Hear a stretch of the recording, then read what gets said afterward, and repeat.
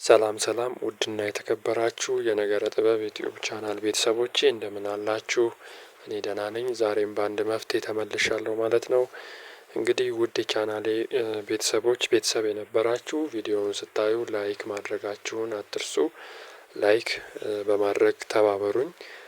እንዲሁም አዳዲስ ደግሞ የቪዲዮ አዲስ የደረሳችሁ ሰዎች ቻናሉን ሰብስክራይብ አድርጋችሁ እንዲሁም ሰብስክራይብ ያላደረጋችሁ በሙሉ ሰብስክራይብ እያደረጋችሁ የኖቲፊኬሽን ምልክቷን በመንካት እሷን ኦን በማድረግ የተለያዩ መፍትሄዎችን ስለምለቅ እንዲደርሱ ያድርጉ ማለት ነው።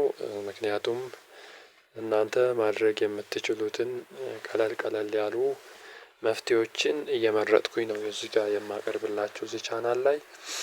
ያ ማለት እናንተ ማድረግ የማትችሉትን ብዙ መስዋዕት የሚፈልጉ ደም ማፍሰስ የሚፈልጉ አይነት ነገሮችን እዚህ ቻናል ላይ አላቀርብም። ምክንያቱም እናንተ ልታደርጉት ስለማትችሉ ነው ማለት ነው። እናንተ የምትችሉትን ነገር ግን በጣም እንደ ትልቅ ነገር ተደብቆ የነበረን አስማታዊ መፍትሄዎችን እዚህ ቻናል ላይ እለቅላችኋለሁ ማለት ነው።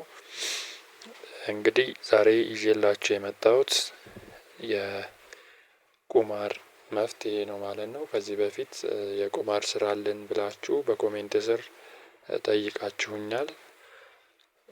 ያ ማለት ዛሬ እንግዲህ የቁማር መፍትሄ ነው ይዤላችሁ የመጣሁት። በትክክል ከተገበራችሁት በእርግጠኝነት ቁማር ላይ ውጤቱን ታዩታላችሁ ማለት ነው። እንግዲህ ምንድነው የምታደርጉት? በመጀመሪያ እዚህ ስክሪኑ ላይ የምታዩትን አስማት